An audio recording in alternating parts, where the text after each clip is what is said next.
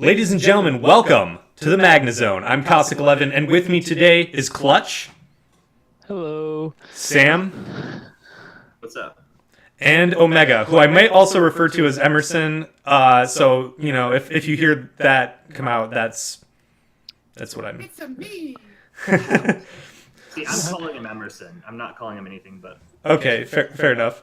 So Call me Craig. the MagneZONE is your resource for knowledge on both the REDL, which is the Royal Draft League. It's the league that all four of us are a part of, and just as a general resource for Pokemon draft leagues in general, because it's a unique format, and it's there. I noticed that there aren't really a lot of online resources for draft as a whole. There are for specific leagues, but not for draft as a whole. And I think that there's a niche there that we can fill with that. But since this is partially also kind of a, call it weekly report league on the RDL, the Royal Draft League, let's start with that. Our first topic of today is the end of season awards, or the end of year awards as they're being called on the sheet right now. And I figured we'd start that off with the MVP race. And since one of Emerson's Mons happens to be at the top of that MVP race, let's Emerson, why don't you talk to us a little bit about Marv? Who is this Marv you speak of, and what kind of crocodile is he? Yeah. So Marv is my crocodile, tier 3 Mon, who in the first week, I was like, I'm just going to sack Marv. And then within week 2, I was like, this thing can totally wall Clutch's Skarmory. And then after that, the legend of Marv just continued. And it came from week 1, maybe I should sack this Mon, to now I'm playing however I can to keep it as a last thing alive in my team, to keep its differential going strong. Yeah. Marv has kind of had the league under a reign of terror for some time now. So there are some other contenders. I'll just put my 2 cents in right now. I think possible outside contenders. Right now, Rhyperior. This is a pretty solid one. I honestly think, though, Mega Latios and Mimikyu are pretty strong contenders as well. That team has been putting in really nice stuff right there. Yeah, Megalodi's been putting in the work every week. Yeah, Galesburg has been putting up really solid numbers with their team as a whole, and so I think that they both have probably the best chance of dethroning Marv, if anyone can. Terrakion's on the outside looking in, but it's 9-3 right now after this week. Yeah. So it's still showing up. I think other Pokemon that might have a chance and we're talking super dark horse here, but Philadelphia recently picked up Volcanion and Dragonite. And they're both excellent offensive Mons. They have a good chance of putting up solid differentials. They haven't had a chance to have their differentials tarnished yet by a lot of early KOs. So they definitely have a chance to get in there and possibly sneak in and snatch the title for MVP. If we're betting for underdogs, I'm going to put some money in this week. And Jellicent, this week alone, I think got 3 to 4 KOs. Okay, fair enough. Underdog as well. Zygarde 50. It doesn't sound like an underdog. It's kind of hanging around there. Yeah. But I think that the fact that that's Akron's big offensive pressure Mon, it's bound to pick up a lot of KOs. Yeah, that's true. Catch Glaceon. And if I can get Volcarona to work, Volcarona I think is maybe the outside of the outside. We're talking like the outer rim. I think I've got a good team to support it because I've got 2 Defoggers and I've got Mega Sableye with Magic Bounce. You've got the best Magic Bouncer in the tier. Yeah. So let's move on to the next. Really the best defensive Magic. Yeah. The best defensive Magic Bounce user. Yeah. Because I've got. I think it's the best in general, just because it's so hard to take down and it doesn't care what you switch into. But with things like Espeon, you have to worry about, what if he goes for a knockoff? You switch in Sableye. Sableye just shrugs off. Mega Diancie is also pretty solid. I mean, you can be, but you switch it into a steel move or some hidden steel that's coverage, true. and it's dead. Is it 130 speed? That's the thing about. That's the thing about DNC, honestly, and that's been what's made it, I'd say, difficult for me to play this season. This is just an aside, is that it doesn't switch into hits well. Yeah. Because most of the time you're running that thing as an offensive set. But anyways, I was gonna throw in my. Let's see. I'm not sure if I have any 2 cents. I think. I mean, for East C, Victini has another chance, but I do agree. Yeah. I think Zygarde's on the come up. That thing is going to be like it's going to be bearing the offensive burden for a team that's trying to get kills on the board. Right. Well, yeah, especially now that he's switched in a lot more bulk over his past few trades, so he's going to need that offensive pressure. He's got a few mons, and 3 of them are fighting types. As someone who went too bulky early on in the season, I can say that offensive pressure is going to be key. Zygarde 50 is going to be, like, he's going to need to make that thing work because otherwise he's in a lot of trouble. Yeah, You had some serious offensive pressure. You had Clefable, Amoonguss. Oh, never mind. Yeah. Let us remember weeks 1 and 2 where my best offensive pressure. Well, see, week 1 where my best offensive pressure was Stakataka and Delmise. Don't make me Trick Room. Oh. If I'm telling you, I say this to some people every so often that I'll buy them a pizza if they can pull someone off. Like, Stakataka is definitely one of those. If someone can draft Stakataka next season, and I think Stakataka. The problem What with piece are we talking about? Stakataka has a lot of potential, but it's just it's weirdly frail. I'll put it that way. It'll tank everything except what it's weak to. it's got really odd and easy quads to target too. Yeah. Well, and there's so many things that can run low sweep. As I learned against Pack, low sweep. Yeah. Sweep the leg, Johnny. Weavile? No, I got low. Well, yeah, Weavile had low sweep and Electivire, or it was low kick. That's right. I'm thinking of something else. Yeah. Probably dies Yeah. to low sweep too. Oh, it probably does die to low sweep. It probably dies to Rock Smash. Yeah, it probably does. So let's move on to the next end of year Actually, award. real quick, Yeah. The attack Brick Break is oddly ironic to KO with Stakataka. Right. No, it's a flavor win right there, because if you KO Stakataka with Brick Break, you're literally breaking bricks. You literally get style points. Yeah, extra style points.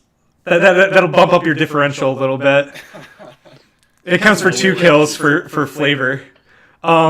So next end of year award, we'll stick with the Pokemon themed ones for now. The coaching ones, I think we should do the coaching ones later on in the season because I feel like it's too soon to tell. It's really too soon to tell. If I'm putting anyone out there for coach of the season right now, it's obviously Santoro, and I think Neek has done a really fantastic job. Neek has done a really good job. His team.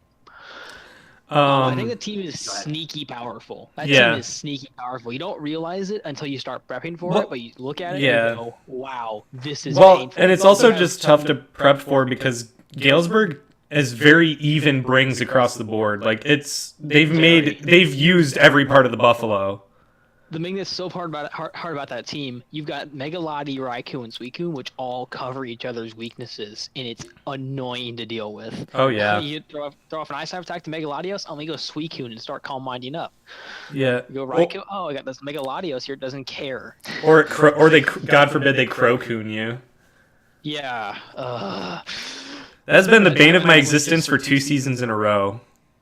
Crocoon.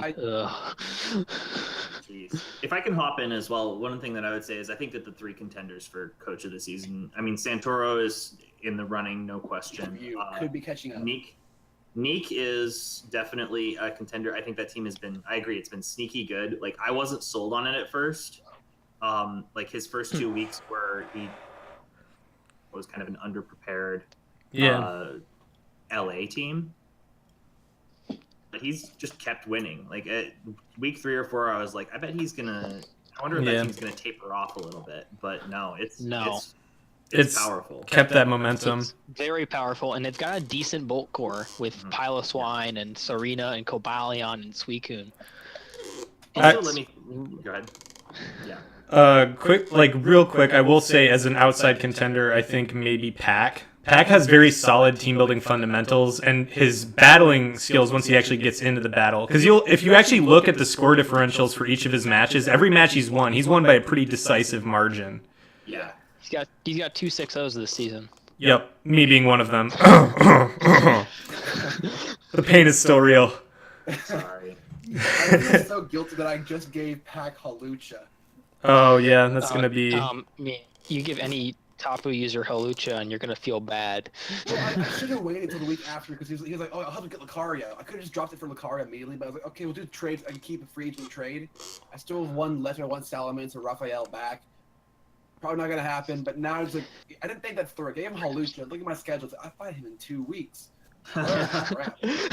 Yeah. Also, one more thing. I know that like Emerson probably isn't going to say it, but I think that he is probably a contender. Yeah. Oh yeah. No, without question. I think the trades that Omega made recently have really bumped his team up because I thought it was fairly weak outside of a few pieces.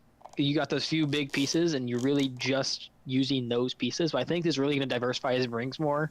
Yeah. And it's really going to make it harder because you can't just. Eventually, once you start running Victini a lot and Marv a lot, you're going to start getting counter prepped really hard on those brings. Try. Hasn't worked so far. Apart from Dracos, I got stomped by the Dracos. But other than that, Hiligo just bodied your team. I know. Yeah. I think it mattered in the short term. I think he probably would have won regardless. I think with prepping with Earthquake Venusaur might have helped you as well.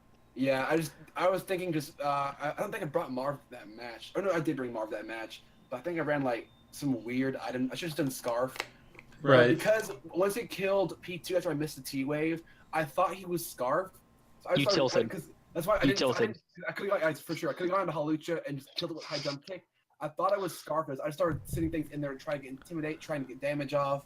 And then by the time Intimidate special attacker. That'll work. And so yeah, that's what I said. Like I was just trying to try. It was like a fire sale. I was just throwing things at the wall, thinking it was. You let Scarf. too much.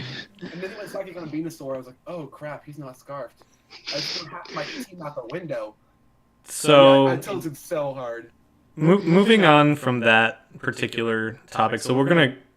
There are other coaching awards. I think we'll defer those to later on. I think week 10 would be a good week to cover those. Yeah. So about 2 weeks from now, we should cover those. That's I think where everyone's sorted out right now is really relatively close. There's a lot of even teams and here and there. Yeah. So I think you just most disappointing Pokemon. That's what I was going to go to next is most disappointing Pokemon, which right now I think my top contenders for that are either Lindorus T or Mega Latias, although maybe not Mega Latias now.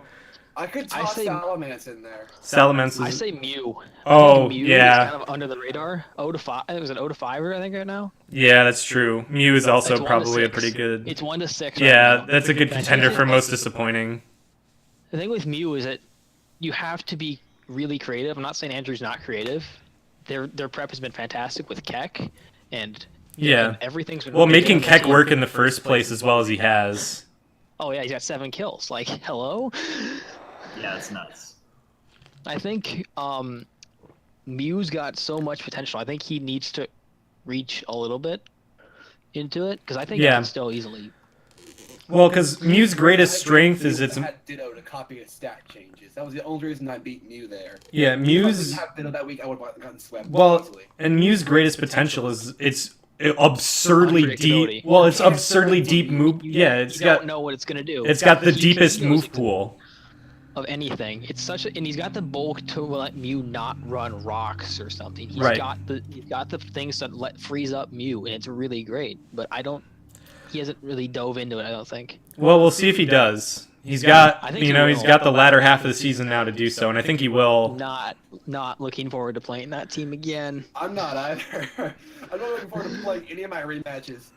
Divisional rematches are going to be fun. My team against Nadia is better than it was, because my original team, I only won because of a para, and I made a really dumb prediction that actually paid off on the Glaciate. Incoming Garchomp.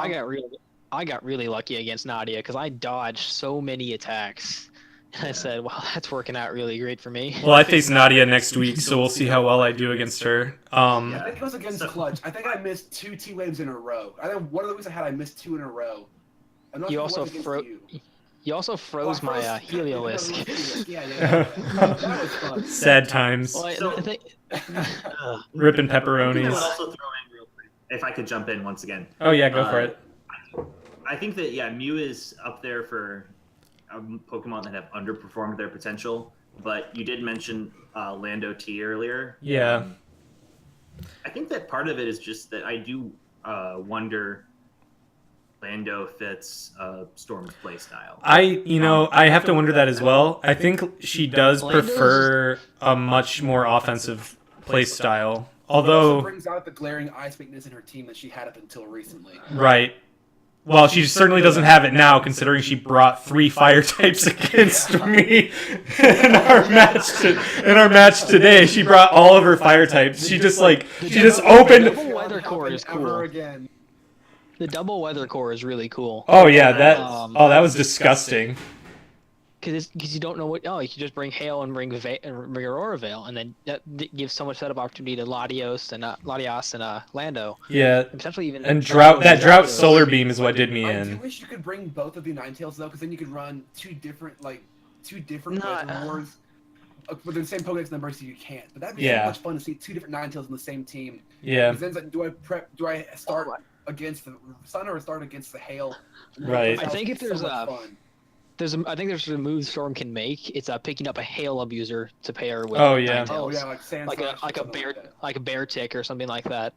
Because what do you have for a well played bear tick? Nothing. Marv.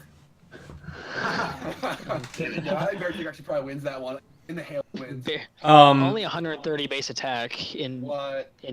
I mean, for me it would just be bring Mega Sableye, maybe. Cool. What's our next category? So our next category is we'll go with we'll go with best offensive mon, which I think is slightly different than MVP. I don't know. It's Marv. Marv is still a top contender for that. I think for this one though in particular, I think Snorlax and Mimikyu. Oh yeah. Oh yeah. Snorlax probably wins that one. Snorlax is Marv's doing very well. Late game cleaning, but I don't think he's the best offensive on my team, even on my team. Snorlax has been probably better for offensively and even Thunderous. Yeah. I mean, Kieran Black's been picking up kills a lot recently. Yeah, Kieran. Yeah. He leads the league in kills at 12 at the moment. Oh yeah. Yeah, he's definitely a top contender. No, Krug's tied for 12. Or at least yeah. Krug got a KO, or maybe 2. But we'll see how that goes, though. Yeah, Kieran Black's definitely leading kills. That thing's a monster. So Kieran Black is a mon that can go 1-1 every single week, and there is nothing you can do to slow it down. I know I should have brought Primarine against him the week I fought him, but thankfully I paralyzed it and just stalled it out. Too bad it has Fusion Bolt, but yeah. Electric terrain boosted Fusion Bolt. Let me just go this as well, and I think that Kyurem probably is, I'd say, my pick for best offensive mon at this point. I mean, it's on arguably the scariest hyper offensive team in the league right now. I mean, with two fantastic pivots to bring it in with Coco and Sizzle. Oh yeah. Jeez, I mean, I think that and I say this as somebody who 3 hours ago or 3.5 hours ago, Kyurem Black ruined my day. Yeah. Like a well-played Kyurem. You play Kyurem Black, right? There is no wall that can contain it. Not a single one. Let me just. Got Sableye, sub Hone Claws or something ridiculous like that. Yeah. Kyurem Black is surprisingly versatile because I think Meta now needs to run special Kyurem Black because you can do a lot with special. Or I want to see White Herb. Is it Freezeburn? Free Shock. Free Shock. Yeah. Power Free Shock. Oh man. It's a really cool set. You have to scout. I think it might have been Pack, but I brought that against him, and it was just so much fun. They didn't see. It might have been Pack, or it might have been you, Sam. It was me, I think. I ran that against me. Actually, I remember I ran a. Who was it that I ran? Was that you, Clutch, that I ran that Mox for? And I ran a Flame Orb Facade Kyurem Black. Yeah, that was me. Yeah.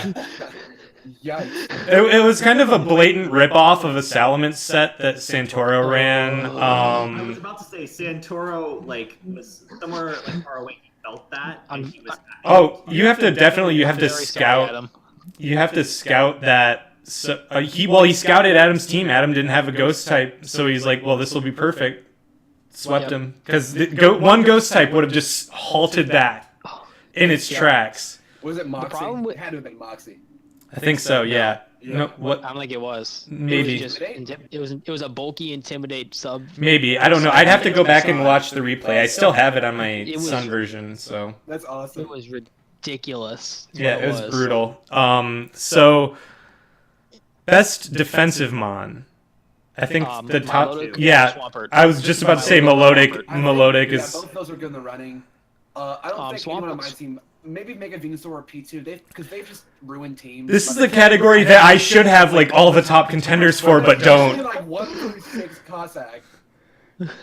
I think Swampert is a really underrated pick here. Oh no, I think Swampert definitely has a You contender. look at the you look at the Dracos. It's a great rocker form. It's an electric immunity on bird spam, which has been proving to be a terrifying thing to deal with. Yeah. So it's been. Yeah, definitely.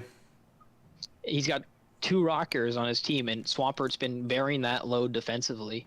I will say another like outside contender, maybe Blissey. Blissey hasn't been brought a lot, but Blissey could possibly bring it in. And if I get any of my defensive mons like going during the latter half of the season, Who has Blissey? Or why not Starlax? Snorlax has been played more offensively, I think. yeah, Snorlax has been used as a. I mean, it's yeah, but I think we're. Cycle set too. Well, if we're I thinking, would mention Reuniclus here, but well, see, We don't talk about Reuniclus is I know for last powerhouse season himself. for defensive for best defensive mon last season, I know we were going by passive Spike. kills, Okay. and Melodic is leading the pack in Yeah, for passives sure. by a lot. Because I think Meta misstepped around prepping against Milotic because he didn't bring Coco or Sceptile in that match. Mm-hmm. Mm. So it just had an absolute heyday because he couldn't beat Flame or Milotic, which a Yeah. lot of times is kind of the decider when you're playing against I came close Milotic. today. I was about to. That was the turn of the DC. I was about to knock out Flame Orb Milotic.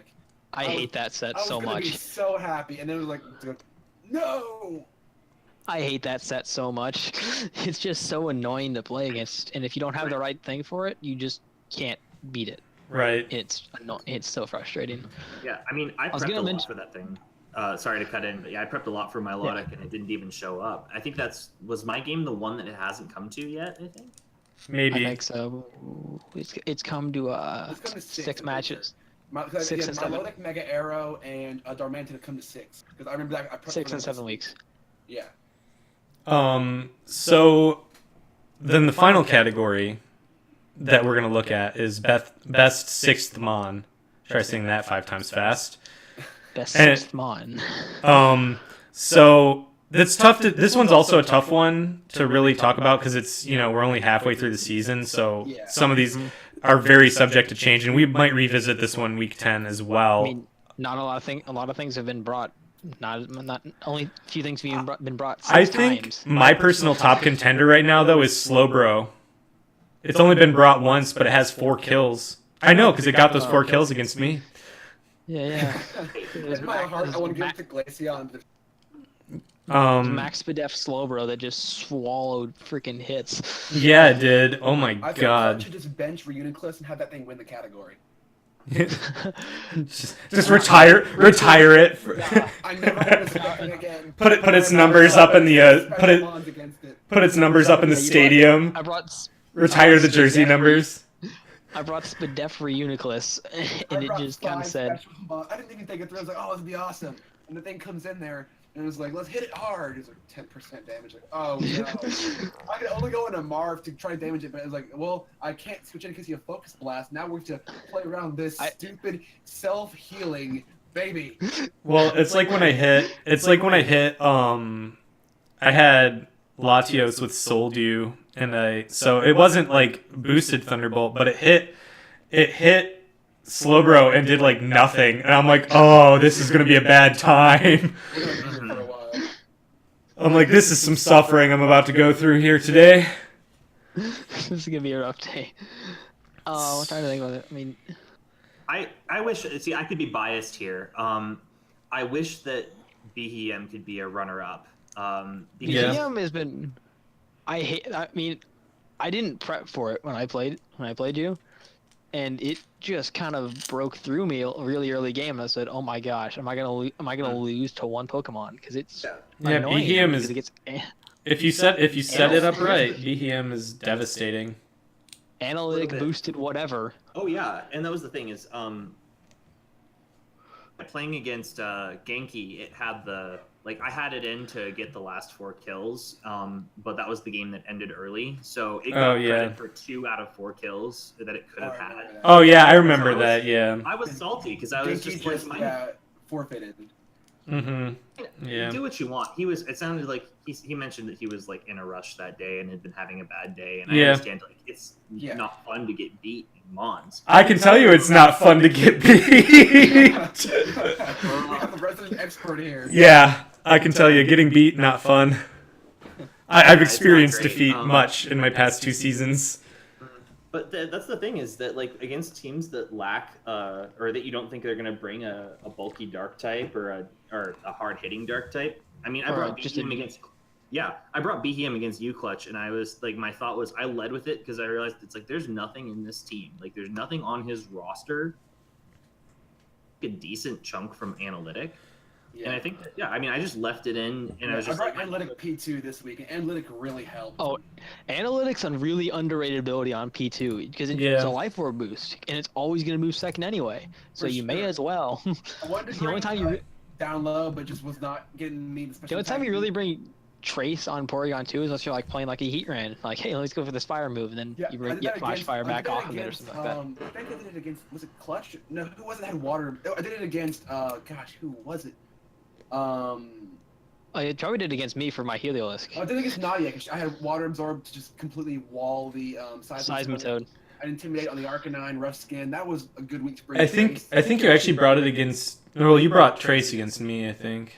Oh, it did? I think you brought Download against me. Or maybe it was. I don't remember what he brought against me. It was a while ago. I brought Download against Clutch. I'm pretty sure. So actually, this dovetails neatly into our kind of general segment, which is getting the most of your low tier mons. Now, we were talking about BHM, and that's a good example. But when I'm talking about low tier mons, let's go over that real quick because there's 2 main draft rule sets out there. There's the UCL, which is based off of Smogon tiers. So low tier, when you're talking Smogon tiers, is going to be your PU and I think it's NU, yeah. NU. But it's mostly PU and like the lower end of viability in NU. And then you've got tiers 4 and 5 in the GBA rule set, which is what our league goes by. And BHM is a tier 5 in our rule set. But that's not to say that necessarily just because they're low tier doesn't mean they're bad. Another example we actually mentioned earlier was Rhyperior. Rhyperior's tier 5, and it's in the running for MVP this season. Kecleon we've mentioned. It's tier 4? What you're looking for at a tier 4 and tier 5 is you're trying to fill a role that your rest of your team doesn't fill. Right. So having that Pokemon that can, hey, I just need a good rocker. And it can set rocks, or I need a consistent defogger, or I need some water stab, or something ridiculous like that. Well, an example for me, because my team is still, even now, kind of weak to setup sweepers, and I got rid of Clefable, so it's even more so. So when I picked up, I think, because I picked up Quagsire, because he's tier 5, and Quagsire is a good unaware user. Care. Yeah. It doesn't care. It stares at you with those soulless eyes. Bill is oblivious, and he just does not care. Yeah. And yeah, it's exactly right. Tiers 4 and 5 are what I call the glue tiers. That's what they're for. They're for glue. They're going to be what kind of holds your tiers. Yeah, they're going to be what holds you together. Well, a good example is Kecleon fills a lot of different niche slots and has a lot of flexibility, and people have a tough time planning for Kecleon. Mm-hmm. And I think that. Go ahead. Oh, go. I last season, I'm gonna go back in time a little bit. Last season, a mon that did me really good was Jellicent. Jellicent. Jellicent almost endgame swept Pack's entire team because it's just in the right set of circumstances. It's a brutal wall that just is very difficult to break down. It's got a lot of options because it's got recovery, it's got Will-O-Wisp, and it's got Hex and I'm doing crazy work this week. Jellicent, I think, got at least 3 KOs. Right. I think Jellicent is one of those. Jellicent's one of those top like tier 4 mons. Like if you were gonna take the cream of tier 4, Jellicent's up there.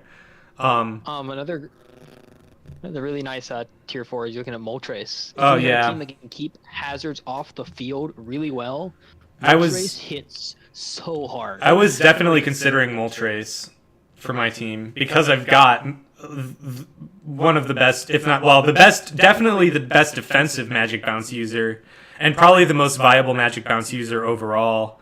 And I have 2 defoggers, so like it hits with Sab Hurricane at 125 special attack. but I've Fire got Blast and Volcarona, which I think is probably better for my team than Moltres. But yeah. if I couldn't have gotten Volcarona, Moltres is definitely on the list. I've Another, got 2, but just rocks. I've got too many rock pieces in my team. and I know it hasn't shown its I've been kind of misplaying and not showing its true power, but I think Alomomola is also a good tier 4 pick because, Very good. well, especially in combination with another mon with Regenerator. So, if you pair it up, it's kind of awkward to pair it up with Toxapex, but if you pair it up with like the best one is Amoonguss. Amoonguss, Alomomola, Regenerator core, very difficult to break. I think you're worth something like a really good bulky steel or something like that does recovery. Mega Aggron Registeel. Yeah. So you can just wish pass into Mega Aggron. Oh yeah, that's also a good one. Mega Aggron already doesn't care about it, so as you give it a recovery option. And that's the other thing that low tiers are good for is filling out slots in cores. They're really good for kind of adding a little like a kind of sub core to your team that might surprise someone. So like another Dark Fighting Core. Another core I was actually considering getting was Ampharos and what was it? Mesprit. Get that Volt Turn Core? Yeah, it's a budget Volt Turn core with a lot of durability, and it also can run offensive sets too. So you've got it kind of fit. Yeah, you've got options for whatever team you're running with that particular and it can bird spam. Yeah. It can cover that bird spam. Yep. And neither one really cares. Right. Another. Go ahead.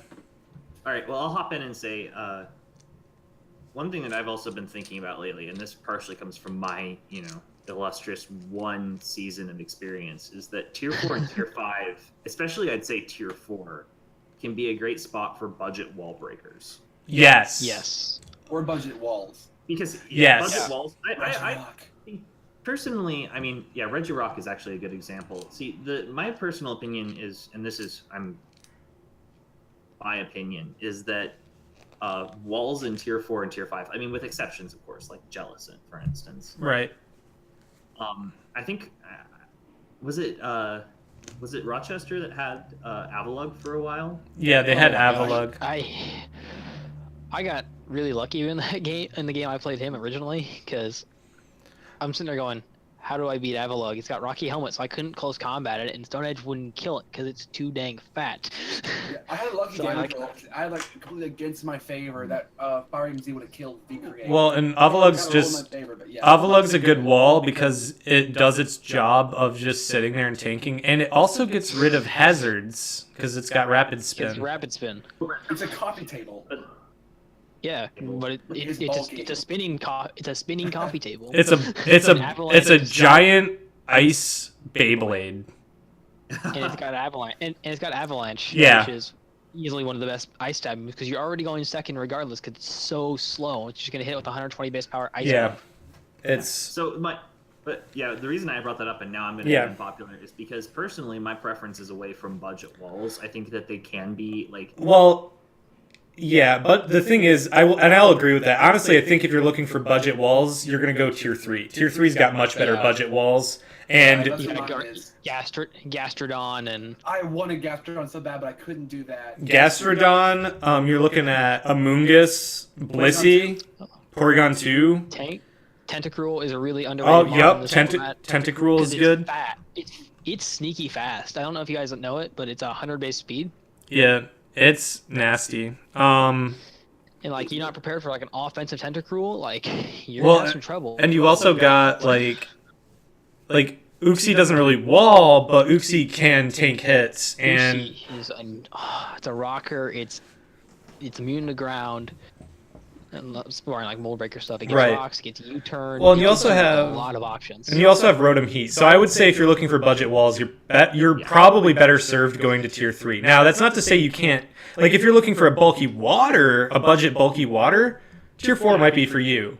And I actually think budget Clerics, tier 4 is a pretty good place to look for those because you've got Comfey, you've got Alomomola, you've got a lot of good budget Clerics in there.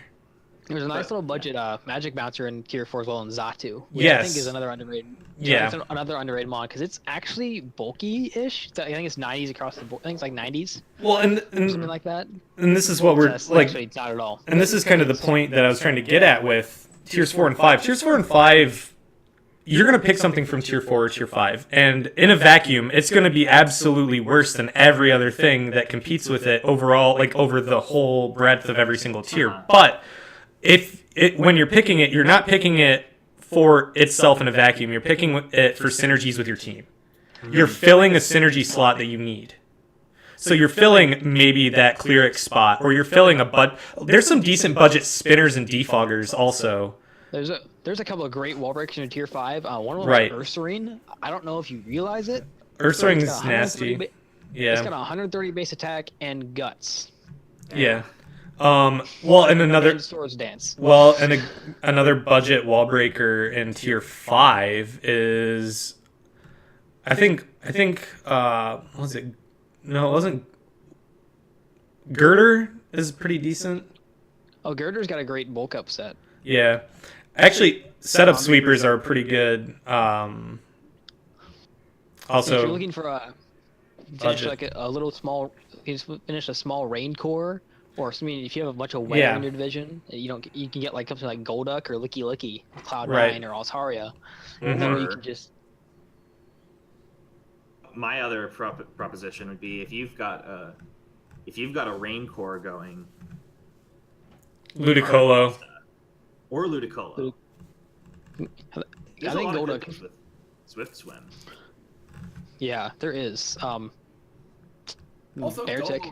Although I think Ludicolo is tier 4. Yep. So yeah. Beartic is a nice little tier 5. It gets both Swift Swim and Slush Rush. Yeah. So you could either run on a Hail or a Rain team. I think it's really cool to get some Golork with no guard dynamic punch is so much fun in a trick room. Marowak. Is so much fun. Regular Marowak hits like a truck. Go-Go is really good too. It's surprisingly bulky. It has a great offense. Yeah. And put it on a team with Bulu. I'm also literally unkillable. Garbodor. I always name it Spiker. It's a great spiker. It's a great spiker, and it's spikes and T-spikes. Yeah, it's nice. Infestation, something like a wall, you can just keep it in there and murder it because it can't get out. I think honestly, despite my kind of lack of usage of it, Turtonator is pretty decent. It's got some spots to it. I think it's a nice typing. It's a great fire resist. Yeah.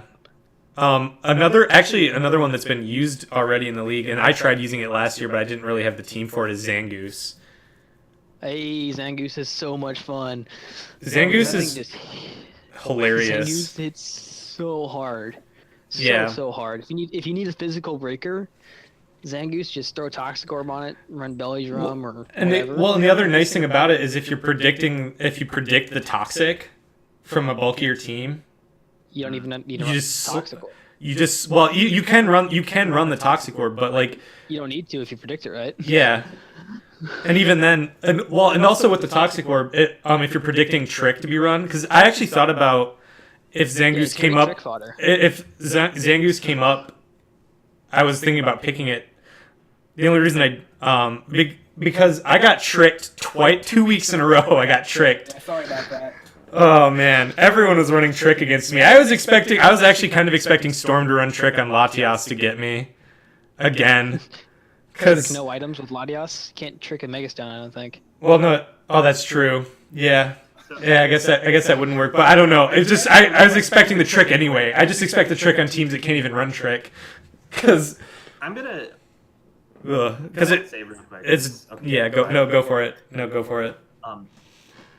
We were talking about Zangoose as well. See, my again, from my vast, glorious half-season draft league experience over here, I brought Beware to 2 games, but oh my gosh, it comes in handy. Oh yeah, Beware is pretty sweet. I love Beware.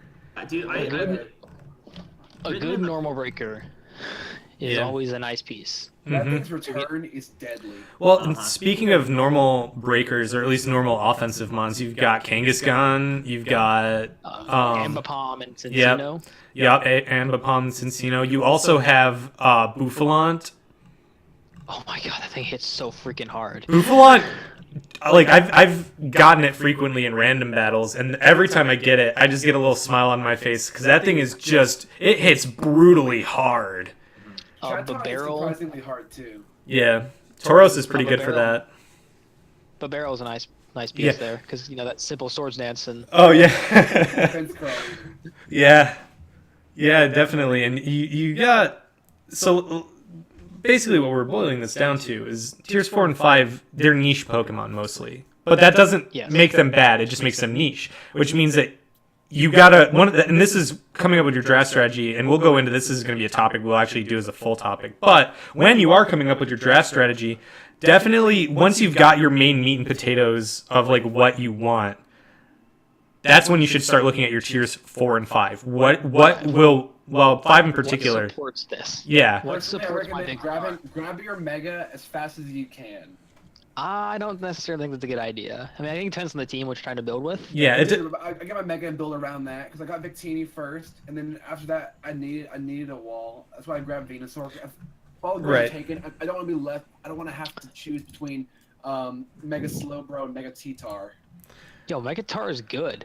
Hold on. I love Megatar, but I don't want more contributions on my team. We'll table this particular part of the discussion for another podcast. But I will say, definitely you're looking at what it's support mons. You're looking for what's going to support your strat the best. And what supports your star?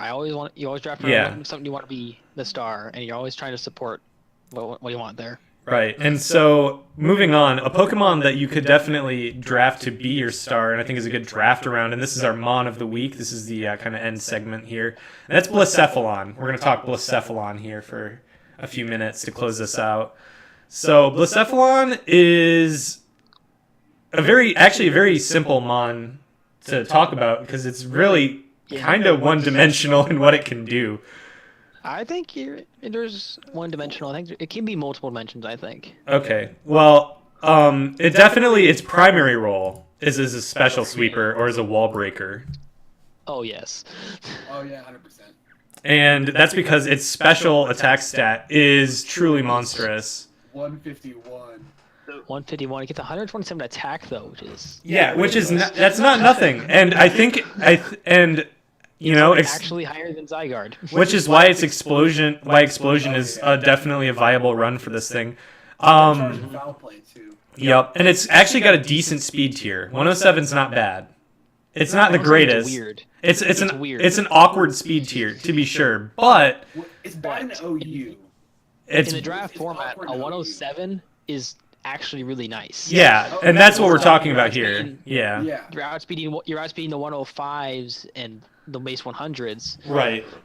And a lot of times those are going to be, on certain teams, base 100 might be the fastest thing they've got.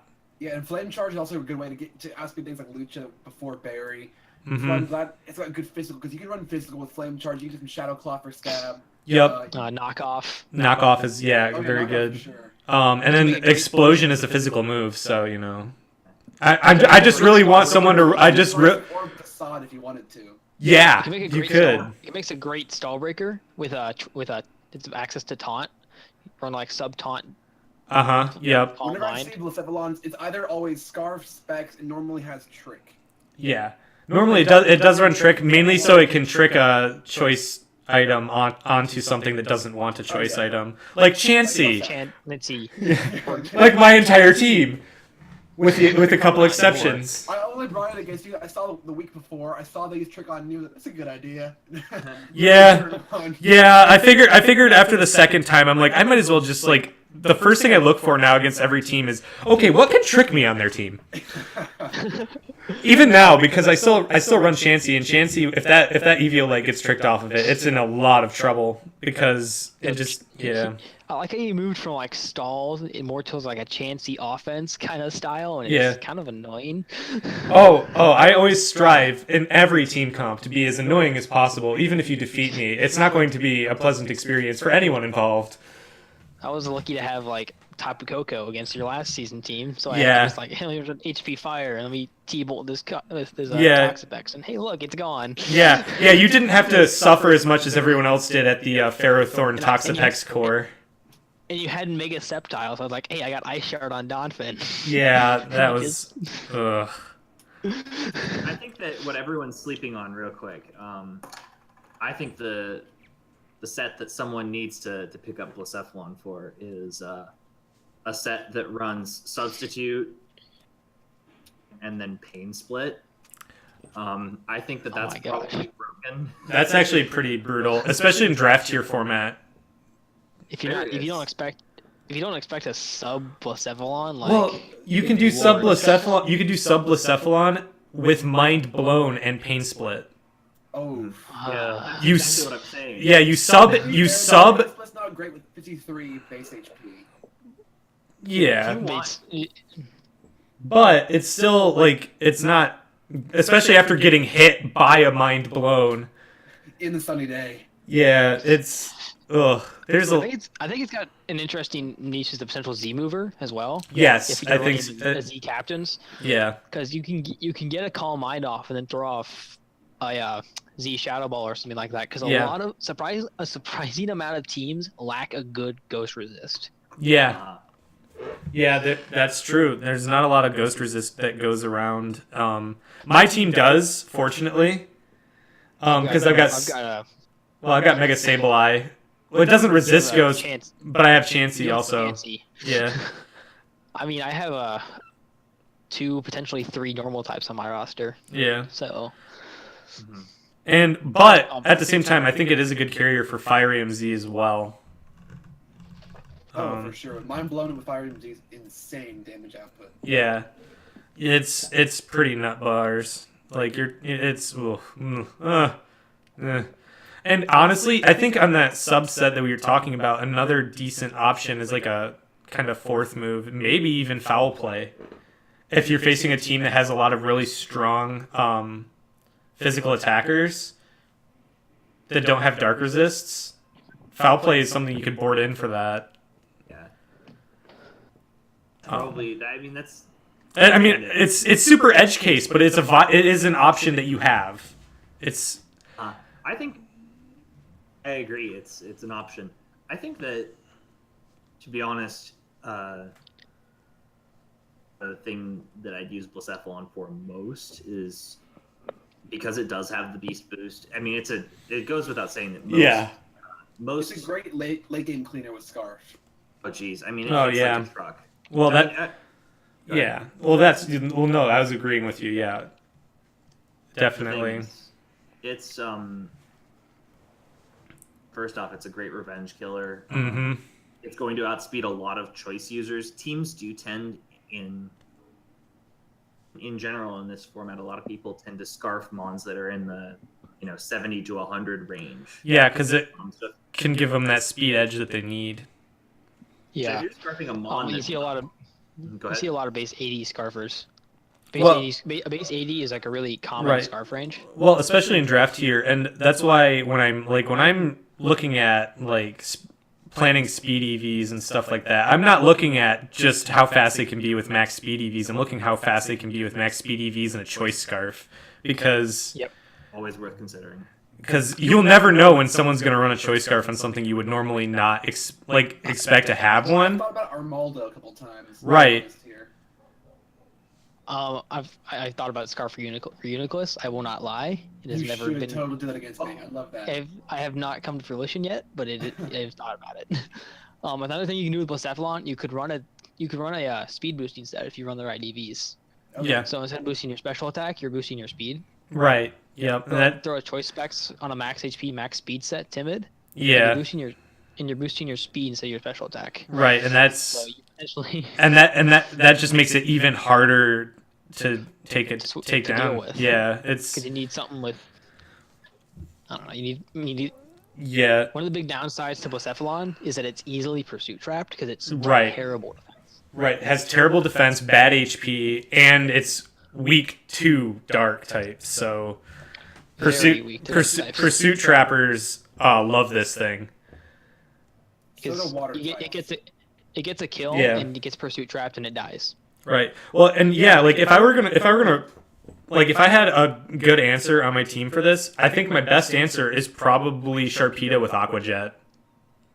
I mean, my Sharpedo Just like now obviously I could possibly protect at least once to get a speed boost, and that might be enough to beat Scarfed Yeah. Blacephelon. In which case I would still run Liquidation, or I would run Liquidation, but Aqua Jet is basically guaranteed to take this thing out. yeah. If you're just looking at just various, just for an example, if you're looking at good pursuit trapper, Crocodile, one of the best pursuit trappers in the format. Unboosted, nothing, Jolly Nature max attack, without even switching out, it does max 97%. Right. And then you've got like Weavile is a good pursuit trapper for this Weavile. thing. And then you've got even some outside sets like Mons that can run pursuit that aren't dark type that could still really hurt this thing. If it's a Specs Blacephelon, a Scarf Scizor with knockoff, actually Revenge. Oh yeah. Yep. Scarf Scizor. I know that's kind of heat, but Yeah. it could work. And if you're expecting a Specs, Yeah. I mean, for the record, back in 4th gen, people used to run like it was hella niche, but people would run Scarf Scizor because the set of the day was that banded bullet punch U-turn set. Right. Yep. Nobody expected you didn't expect that that bug bite was coming a little bit faster than you thought it was. Right. Well, another good pursuit trapper, and Bisharp. Bisharp is a great Uh-huh. pursuit trapper. It also kind of lures Blacephelon in because it's a steel type. You go, Right, I can yeah. beat this thing, and you're gone. Yeah, and also it's Sucker Punch as well. oh yeah, anything that's got Sucker Punch is gonna do. Sucker Punch. S- Embor is a Yep. Embor gets Sucker Punch, and Embor hits so hard already. So. And Shadow Sneak. Yep. And actually, Revenged. yeah. Well, Mimikyu deals with this thing pretty well because Mimikyu baits it because it's Ghost type, and it It's also got the disguise. right. It's got the disguise, and it's got Shadow Sneak. So And Mimikyu is just too good. Mimikyu is my favorite Mimikyu set. I've done Focus Sash and Swords Dance. It's so much fun. You get two of them off. Swords Dance up, and then you just start shadow sneaking everything. yeah. I think I ran into that set, I think, or a similar set when I played it this season, and it was misery. Because you go, I got this thing. If you don't pack priority, you're kind of dead. Yeah. Oh yeah. It gets countered out by like Gyarados. If you have a Mega Gyarados on your roster, Mm-hmm. it's a literal counter to his dual stab because he Yep. doesn't get any electric moves. I don't think. I don't know. It doesn't. I'm pretty sure. I don't even It's think like it gets like psychic, so that's not hitting it either. It can burn it, I guess, with that Willow, but like it can run HP electric. This is Mega Gyarados though. Play rough hurts. Play rough hurts. I I'm mean, talking about Blacephelon, but yeah. well, I was talking Blacephelon. about, I was talking about Blacephelon's a right. hard counter by Gyarados. Blacephelon can Mega also Gyarados. Blacephelon can also run. I just realized this. It can run Dark Pulse, which is pretty sweet as well. You're trying to hit. you can do Side Shot I don't too, know I think. What are Yeah, you trying to hit with Dark? Well, What are you trying to hit with Dark Pulse that that's his true. dual stab already isn't hitting? that's true. I guess you're right. I don't know. It maybe I can't think of anything off the top of my head right now, but it's an option. No. Yeah. I guess, but you're just gonna click. Well, if you're gonna run something, yeah, if you're If it's gonna normal types, you're just gonna run Fire Blast. yeah, you run Fire Blast for normal types. Unless it's a Dark Miltank or Pulse something or ridiculous. Giraffering. Giraffering. When that one Giraffering comes in, you can There you go. pretty good. There you go. That deep dark threat Giraffering, that monster of the metagame. Yeah, hold on. Have Oh, you it's the looked at tail. Have you looked at Girafferig's move pool?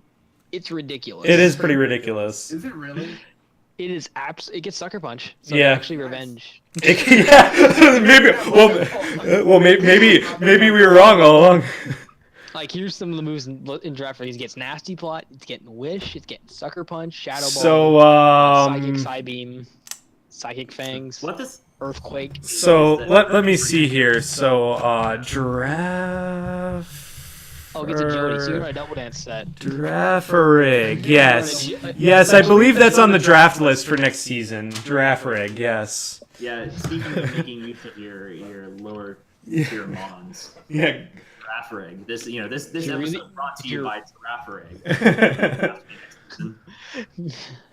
If you're really Giraffarig. weak to like someone in your elite division, you just draft the counter in Giraffe Rig, and it's all good. Yeah. They'll never see it coming. Another potential move for the physical set that you could maybe run is Frustration. I mean, it's not as good. No. Yeah, it's not as good as the Facade Toxic Orb set. Let's be honest here. Not a chance.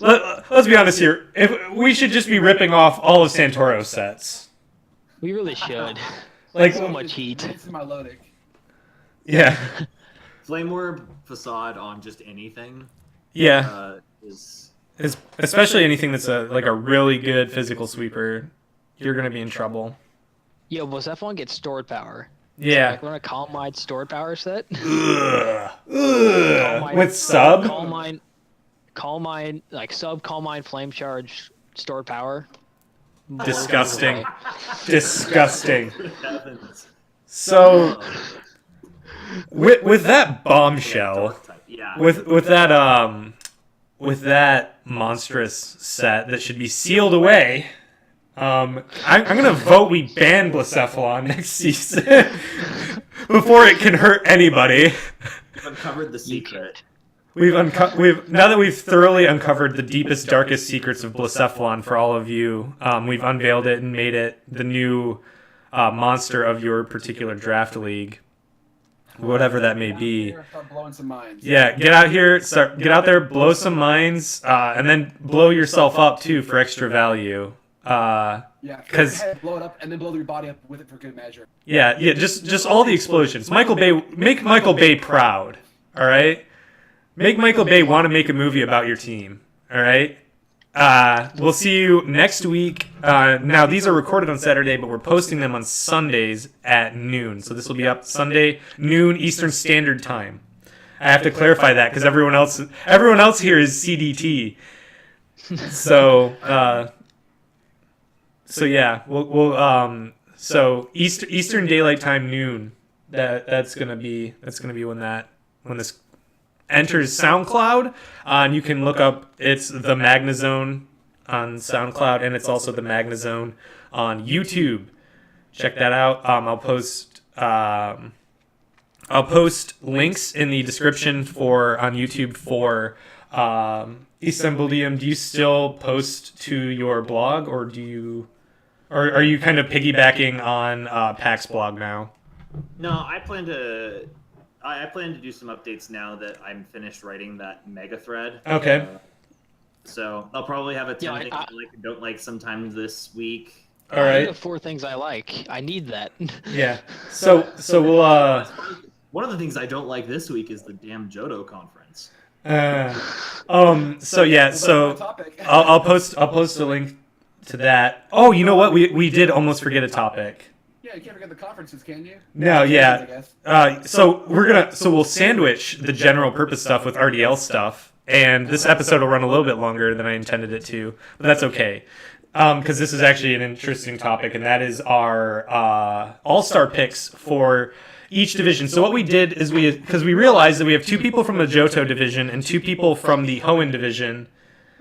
So I set it up so that nobody is reporting on their own division. I'm reporting on Alola. Who's reporting on what? Because I forgot. I have Kanto. I'm doing Johto. Okay, so we'll start with Kanto. We'll go down to Johto and then Hoenn, and then we'll go to Alola to finish it up. So all 3 of the picks I have for Kanto I've already mentioned. I have Zygarde 50% from Akron because it's been a beast already this season, and it's just been really good for that team. If you go to Brooklyn, you go. I think it's Milotic or Swampert. My favorite is in Milotic. I think Milotic's done more for his team than Swampert. Than not Swampert. Oh my gosh, Snorlax. I was thinking Team Swampert as team's whole time. I think Milotic has done more for his team than Snorlax has. Snorlax has been very good. It's been very good at what it does. But he has had a couple good matchups for it. He's used it very well. I think Milotic has done more for him than Swampert has. And Detroit, I think it's Mega Pinsir or Swampert. I think Swampert's really been under the radar this season, and I think it's really good, and not a lot of people give it as much credit as it should. Okay, so then we'll move on to Johto. All right, Johto. I've got Johto. Interesting fact about Johto: all the megas have been terribly underused. Of course, up to week 7, Mega Swampert has not hit the field yet, but Mega Charizard X and Mega Diancie are each 2 kills, 2 deaths, and then Mega Sableye is 0-4. That's what you expect on a Mega Sableye. Yeah, that's true. Mega Sableye doesn't get kills. Mega Sableye bounces things back at you.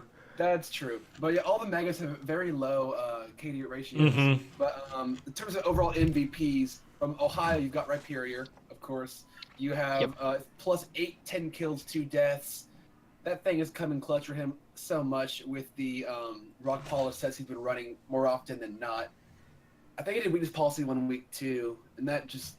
Mike does like his weakness policy sets. He does. I'm not excited to play him this week. Next up, in terms of up until the week 7, you have Tapu Bulu was number 2 in the Johto division, plus 7 with 9 kills, 2 deaths. Got 9 kills and 3 deaths now, but we're ignoring this week. Third place is Weavile from the Ponytas, 7 kills, 2 deaths, overall plus 5. Weavile has been a monster in the Johto division. It's pressure and speed. It's knockoff and icicle crash. Pressure. Under pressure has been such a pain in the Johto division, apparently. I have not faced it yet, but next week we'll see. I think, honestly, in terms of who's going to win out overall for MVP, I think Bulu probably has to go. I think Bulu overall in the next couple of weeks has a better matchup. But Rhyperior, I think everyone's kind of wise to it now, kind of like with Kruk. Everyone's prepping for it. So I think Rhyperior is going to go down in a little bit. I'm not sure it came this week, but I know that Michael didn't have a great week this week in terms of his matchup. But at least in terms of the upcoming matches, in terms of who's got the easiest, I think Sam has actually the upcoming easiest few weeks looking at matchups. Maybe. Then I think Cossak, then Michael, and then Pack. I mean, Pack has the hardest upcoming few weeks. He battles Santoro and I almost back to back. It's only fair because I had the hardest few weeks coming up to this point. You had the toughest opening schedule, and you still end up plus 10 after the first 8 weeks. Yeah, jeez. So, shall we move on to the next group? Yeah, we're going to go to Hoenn. Yep. Ruby, Sapphire, and Emerald. I think, yeah, Hoenn's me, right? Yes. Yes. Because, yeah, so I've got... I think I have 3 pretty easy shoo-ins for All-Stars for the Hoenn division. You could probably have guessed these yourself. It goes without saying that Marv the Crocodile is a... Oh, you don't say! What? No. Wow. No. I doubt your veracity. And, yeah. It's a not a whole lot of people know about it. Real dark horse there. Dark horse. We're just gonna mess up idioms here. That's the other thing we do. Mm-hmm. Picks are, I think, another one that's just terribly obvious, and that I think really does deserve the All-Star nod is Kecleon. Yeah. Keck. That thing needs to be on an All-Star team because Andrew and Nick have played that very well. I think it's like, yeah, it's Pokemon is where it is. I didn't really expect that anyone would use it that well, and they've played it. It's really especially bulky. It's like got this 100 base SPDF. It's kind of ridiculous. It's a surprise. 100. Oh, my mistake. 120 base SPDF. I misspoke. Yeah. See, and then my last pick is, I think, just kind of as a nod of kills it's notched at this point is Terrakion. Yeah. I think that there are other things in the tier that do deserve an all-star nomination, but Terrakion has racked up kills. Mitochondria is the powerhouse of the cell. It's only one thing with a vengeance. It's only one kill behind Terrakion, actually. Oh, is it really? Fair enough. After this week, after this last week, yeah. Oh, okay. Yeah. And yeah, so it's a little bit lower on the differential. I mean, yeah, to be honest, Reuniclus is probably like, I'd say, maybe it might even be the favorite on your team. All-star wise, because Terrakion has come to fewer games. That's the other thing that's worth noting. Yeah, that's true. You can make an argument that's like, well, it's come to fewer games and it still has more kills, but you could also, also Reuniclus racked up 5 of its 8 in a single unfortunate game. Yeah.